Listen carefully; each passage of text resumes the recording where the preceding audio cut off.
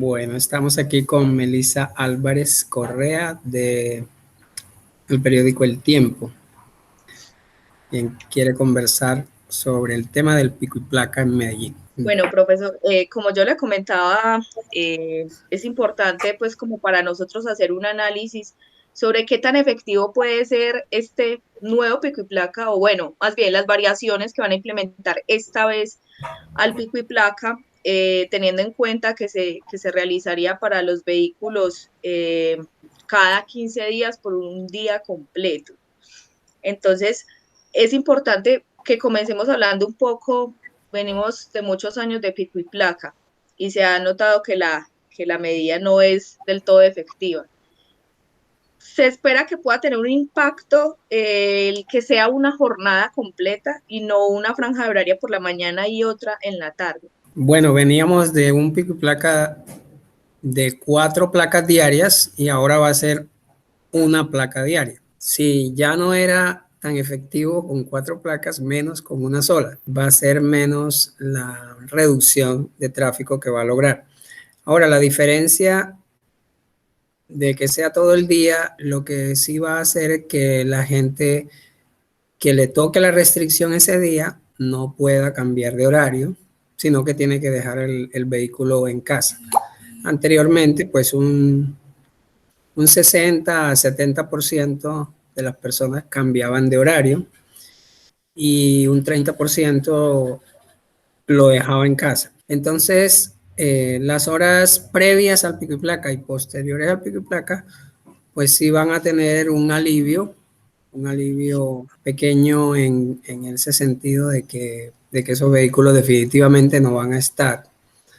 Pero como es solo una placa, tampoco se va a sentir mucho respecto a cuando eran 4, porque cuando eran 4 también había gente que lo dejaba en casa, aunque fuera la minoría, pero había gente que lo dejaba en casa. Entonces también eso se sentía en las horas valle. Claro. Entonces, esa es la única diferencia, pero la efectividad va a ser la cuarta parte, porque es que es una contra 4 placas. Quizá va a haber un alivio respecto a la situación de hoy, porque se le va a extraer unos vehículos a la circulación y Sí. porque todavía el flujo que hay no es el que había antes de pandemia, debido a que hay gente haciendo teletrabajo, gente que cambió de horarios, gente que perdió el empleo. Entonces, todo eso y la economía, pues, tiene menos ventas en este momento, menos actividad, se está recuperando y eso hace que, pues, no sea comparable la movilidad en este momento a la que teníamos con la normalidad antes de la pandemia. Entonces, sí va a servir inicialmente porque va a ser un alivio, pero cuando se empiece a recuperar la economía, va a ser insuficiente una sola placa, sabiendo que teníamos 4 antes y que ya eran insuficientes. Se agrega lo de las motos. Las motos cuatro tiempos, sí, que Sí, solamente tenían la restricción en momentos de contingencia ambiental, nada más.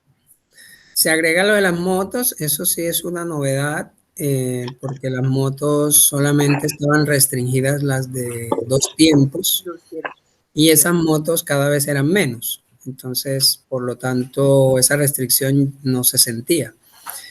Pero ahora, al incluir las de 4 tiempos, que son la mayoría, entonces sí va a haber un alivio por parte de tener menos motos circulando. Pero hay que hacer una anotación allí, y es que le van a poner pico y placa también todo el día. Y eso va a afectar a aquellas personas que utilizan la moto para trabajar, que son domiciliarios, que utilizan la moto para repartir domicilios, paquetería, etcétera. Entonces, no sé si va a haber alguna excepción. La nota de prensa no lo dice, puede que sí, pero mi recomendación sería que el pico y placa de las motos solo se aplicara en los periodos pico y no en los periodos valle. Es decir, que se aplique, digamos, de 7 a 8 y media, como estaba el periodo antes, y de 5 de la tarde o de 5 y media de la tarde a 7 de la noche. Y así permitirles a estos motociclistas que trabajan en las motos, poder laborar, así sea de 8:30 de la mañana en adelante o después de las 7 de la noche, porque es que la gente que reparte pizza, por ejemplo, o la gente que reparte mercancías, o que su trabajo es estar sobre la moto repartiendo o llevando cosas o servicios, no se le puede decir, pues, usted hoy no trabaja, que Claro, tiene pico y placa. Entonces, es que hay que distinguir que hay motociclistas que utilizan su moto como vehículo particular, vehículo personal para dirigirse al trabajo o al estudio. Pero hay motociclistas que su moto es un elemento de trabajo. Entonces, distinguir estos dos mundos en los motociclistas es muy importante para no afectar la economía. profesor, pero para precisar, usted me decía ahorita que se aplicase solamente en los horarios de congestión en la mañana y en la tarde como estaban antes, pero usted piensa eso solo para las motos por lo que estamos hablando de las personas que trabajan o en general para los vehículos que tienen la restricción, todo. Pues en principio para las motos, que es los que más necesitan de ese horario laboral. Claro, Pero ya que me lo pregunta, también hay casos de personas que se mueven en vehículos en los cuales trabajan llevando productos, llevando servicios, el jardinero, el electricista, el que arregla las lavadoras, el que arregla el ascensor. Hay muchos vehículos de servicio en la ciudad que se prestan, esos servicios se prestan en vehículos particulares y circulan llevando cosas, el que vende las arepas, el que vende las almojábanas, que vende las tortas a domicilio, el que vende cosas y los lleva en su propio vehículo, ¿no? Entonces esas personas que viven de eso, así como personas como el odontólogo que trabaja en un consultorio por la mañana y otro por la tarde, o el médico que en la mañana le tocó un hospital y en la tarde otro, o el visitador médico que le toca visitar varios médicos. Todas esas personas que se mueven en vehículos particulares y que por sus condiciones de trabajo tienen que hacerlo así, se ven muy afectados con un pico y placa todo el día. Entonces, realmente a mí el pico y placa todo el día nunca me ha parecido lo mejor para la economía de la ciudad, porque si lo que queremos es restringir las horas de congestión, pues aplícalo en las horas de congestión y ya está. Y deje libertad para que la gente haga otras cosas en los periodos valle. Lo que pasa es que ya la congestión se va extendiendo a todos los periodos. sí. Entonces, hay que hacer algo en los otros periodos. Pero hay que dejar también que la economía autorregule las cosas y una forma de hacerlo es ponerle precios a las cosas. Me refiero con eso a los parqueaderos. Y si hay una política de parqueo que cobra por estacionar en la calle o cobra por estacionar en los sitios fuera de la calle, en parqueaderos, y se le pone a eso una tasa, un impuesto, pues que sea para la alcaldía tener dinero para el objetivo que quiera, hacer ciclorrutas, o apoyar el transporte público, lo que sea, como se está planteando en varias ciudades, pues ya la gente decide si su viaje es muy importante, que lo tiene que hacer en vehículo, porque de ello depende su vida y su actividad económica, pues paga el parqueo.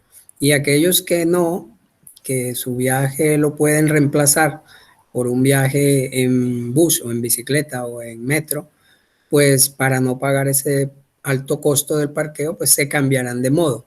Pero el precio será el que haga que la gente cambie, pero no una restricción obligatoria que limite la movilidad de las personas.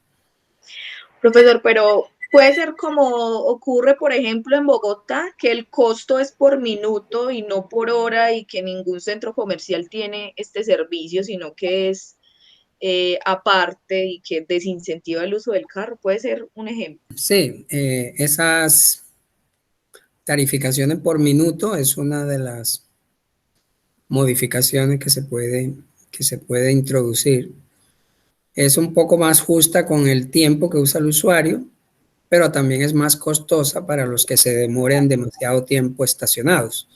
¿sí? Si yo estaciono 5 minutos pago. Pero ya el que estacione más de 1 hora, 2 horas, pues empieza eso a subirle la cuenta. Creo que en Bogotá, pues los parqueos son de 7.000 pesos la hora, 8.000 pesos la hora. Cosa que Costosísimo. en Medellín no tenemos esos valores, sino de la mitad. Entonces, pero guardando las proporciones, pues si en Medellín también se empezara a cobrar por minutos, pues se favorecería el estacionamiento de corta duración y se penalizaría el de larga duración. Entonces, así, las personas que trabajan en sus vehículos y necesitan estacionar poco tiempo para entregar mercancías, pues estarían contribuyendo y a la vez, pues estarían estacionando bien y no dejando el vehículo por ahí mal estacionado. Claro, Medellín también anuncia la implementación del cobro por congestión, pero hay todavía varias dudas alrededor de esas medidas. En especial porque nosotros tenemos ya una zona de aire protegido en el centro, pero no hemos visto los resultados aún de cómo se está implementando la entrada al centro, por ejemplo, de vehículos y el incentivar usar el transporte público, que en últimas eso fue lo que nos prometieron. Realmente, profesor, eso podría ser también una medida, el cobro por congestión, que de verdad le ayude a Medellín a descongestionar vías importantes y zonas, por ejemplo, como el centro. Bueno, hay dos tipos de cobros por congestión en el mundo. El uno es el que reduce la congestión y el otro es el que la aumenta.